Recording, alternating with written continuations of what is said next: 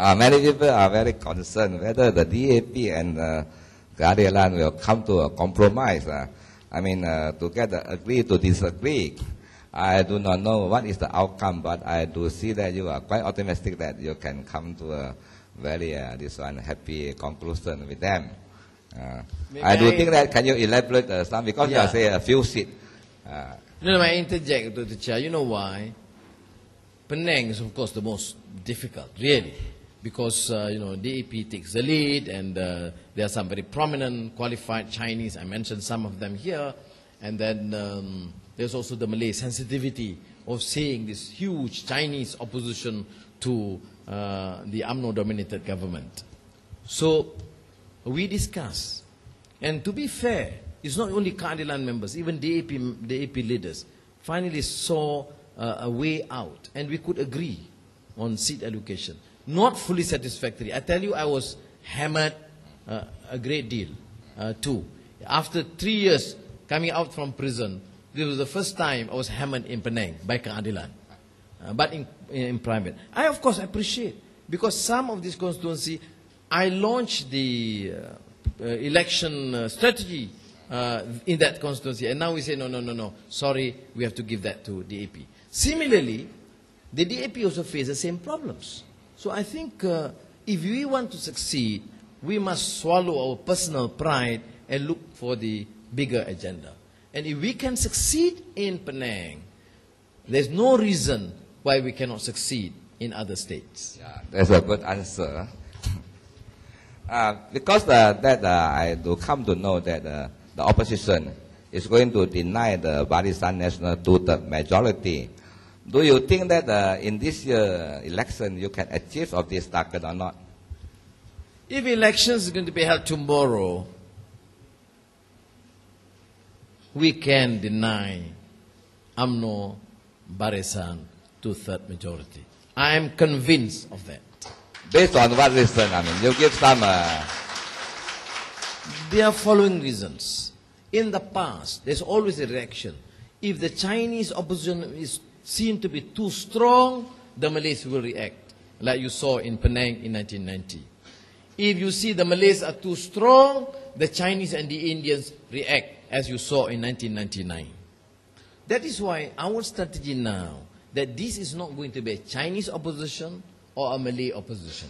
This is going to be a Chinese, Malay, Indian effort at challenging the arrogance and corruption of UMNO and Barisan Nasional. Now, I say this because in 50 years after independence, at no time have you seen UMNO this arrogant. No time. I was in the UMNO from 82 to 98. Yes, there were problems, but never this arrogant, that ministers just dismissed. No, we will not talk to you. No, we will not meet you. I had big problems with the Chinese educationists, but never had I said, no, we will refuse to talk to you. Now that happened. We can have UMNO youth leaders pinpointing to Suu leaders. We have UMNO youth leader, Minister of Education, brandishing the craze, indirectly warning the Chinese. And now they think by allocating 13 schools, the Chinese can be bought over. I think they have made a big mistake in underestimating the Chinese. Now, that is in terms of governance. Look at corruption. Corruption in this government has been so endemic, worse than even what I saw when I was finance minister. Look at the commission taken for buying of submarines, for buying of Sukhoi jets, for Pelabuhan Klang, which involves MCA leaders. Who cares? No government minister cares. Look at the corruption in the judiciary, in the Suruhanjaya Commission of Inquiry. These are all factors. And more important to me, the number one case, we have lost our competitiveness. We have lost to Vietnam. Never mind China, India. We have lost a long time ago. We have lost to Vietnam. We have lost to Indonesia in FDI. We have lost to Thailand. Do we want to lose to Burma? You support Barisan Nasional. I can assure you, we will lose to Burma. One question, I read it from the newspaper, Ong Ka Teng, the MCA president. He said the Operation Lalang in 1987, because of Anwar, he sent some of the non-Chinese cannot professional in Mandarin go to Chinese school. That's because of your fault. What are you going to explain to them? I don't need to respond to Ong Kating. He's a small guy in the government. Nobody hears him. He does not have the courage to speak to the Prime Minister or Deputy Prime Minister. One of the weakest MCA leaders in history. So for him to say, to attack me, because he has no courage to check the excesses of this government. That is rule number one. Now, number two, let us look at the facts. Operasi Lalang happened after Datuk Najib was UMNO youth leader, organized a public rally of UMNO youth and Malays in the TPCA Stadium, Kampung Baru. That was used as a pretext. So, and there was this big exchange between him and Lee Kim Sai, the MCA youth. And that triggered Operasi Lalang. What does Ong Kating say? Back to Anwar Ibrahim. You know why? Because he has no courage to face Datuk Najib and say what happened in 1987 before the Operasi Lalang. Now, I don't deal with these weak leaders. You want to argue, you come, and I'm prepared to face him anytime, anywhere. Give him half an hour, give me 20 minutes. Now, I accept there was this controversy about this appointing of Penulong Guru Besar, Deputy Guru Headmaster in primary schools, co-curriculum, where I did appoint a few Chinese but non-Chinese speaking at the time to communicate with Jabatan Pendidikan, Pegawai Pendidikan Daerah, District Education Office, and the State Education Office. Now, my reason then was we did not have both senior and both who had Chinese who had good proficiency in the Chinese and Malay language.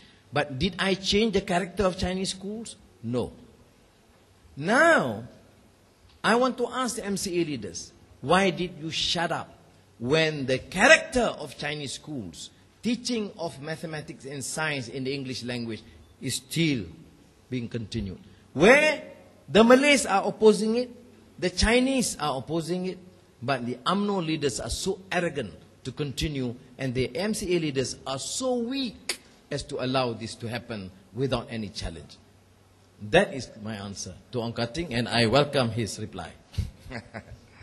Okay, now we come to another question that's quite interesting. You mentioned recently that if you cannot take part in the general election, after the election, after April, that you are going to stand a by-election. I would like to ask you is that how many seats of Galilan won in the parliament, then you are going to stand for by-election? If one seat, there's no point for you, because you are going to be the opposition leader. I would like to ask you the minimum point, how many seats that you expect Galilan to be won, then you want to stand for by-election? The Galilan leaders have challenged Abdullah Badawi. If you are what you claim to be, a fair, nice man, then have elections after April and allow me to contest. After all, you know the type of judiciary, the type of government that led me into jail. Who can deny the fact that Mokhtar Abdullah, the AG, was corrupt? He's dead now. Brought by Vincent Tan and Vicky Lingam to 4 holidays. Who could deny that the chief judge was corrupt? Brought by Vicky Lingam 4 holidays. Who could deny the battle between chief judge, the former chief judge, Tun Zaidin, condemning Tun Yusof Chin or being a liar? If you know this, how do then you expect me to respect that sort of judiciary by putting me into jail? And for Abdullah Badawi, a man of honor, claimed to be a religious man, a nice man, to accept this sort of judicial, this is clearly and manifestly unjust. I don't accept that. Now, our call is for him to have elections after April, and let me fight it as a gentleman. I accept if we lose, on condition that you don't cheat in the elections and you give us the access to a free media. You are referring to after April. April. Now, assuming 15, elections are held before that, Dr. Chia, I come to that. Then I say, okay, I will announce 20 seats because we're going to win much more than 20.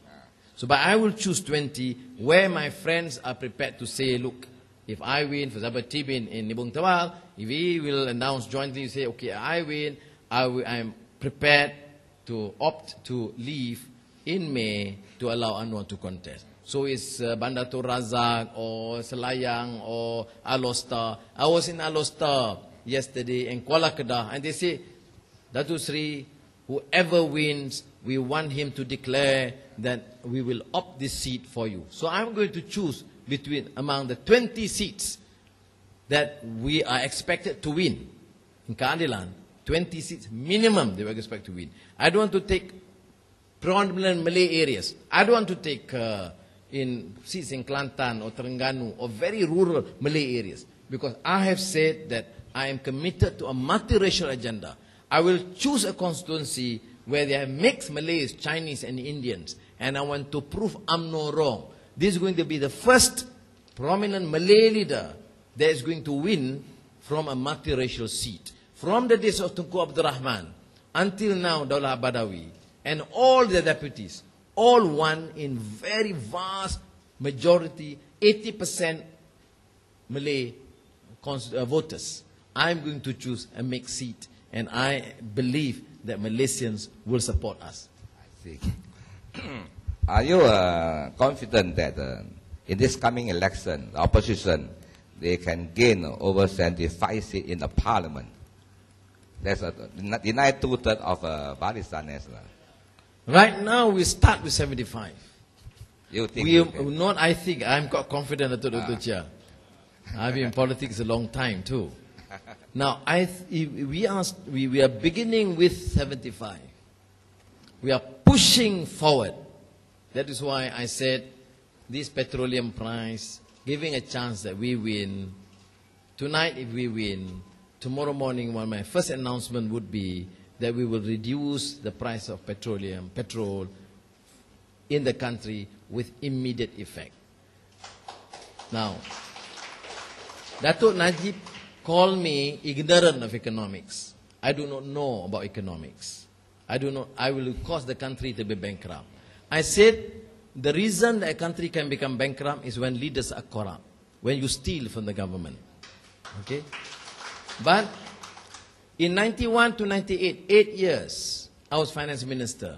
The price of petroleum was 1 ringgit and 10 cents. I did not increase. It is possible. Now, what was the profit then? 25 to 30 billion ringgit. 30 billion ringgit profit, price 1 ringgit and 10 cents. Now, the profit is 80 billion ringgit. Why can't we reduce the price of oil? Why can't we make sure that the price is being controlled?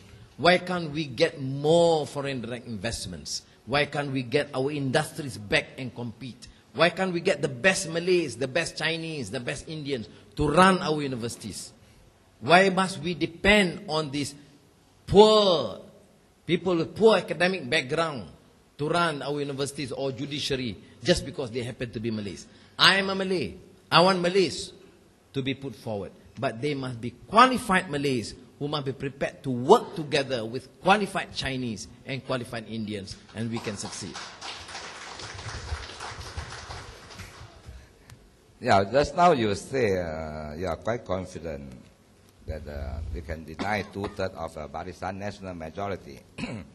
I would like to ask you, in which state do you think that the opposition have the chance to gain the power, in which state? Or that can you say that in Kelantan, PAS will retain the power?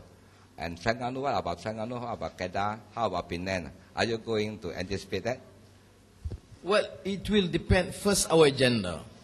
We must put forward an agenda for all Malaysians. And we make very clear. It's not an agenda for one community. It's not our agenda for one group.